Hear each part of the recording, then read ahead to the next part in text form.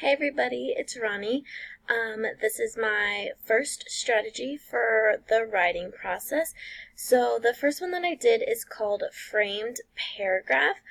And basically what that is your students are going to have an outline that looks similar to this example right here.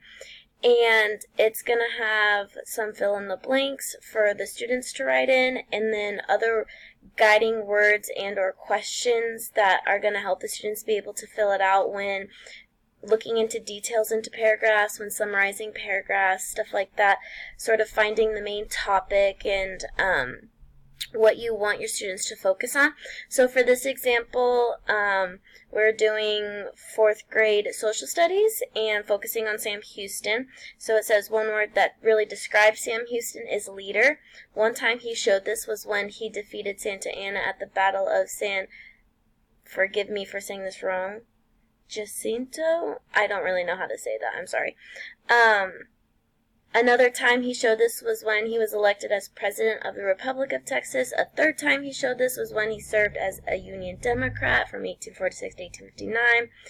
The author proves this character was bold when he or she writes, he went to D.C. twice to expose frauds practiced upon the Indians. So this is focusing on sort of information given in the textbook or in a supplementary resource that you're using when talking about a specific topic.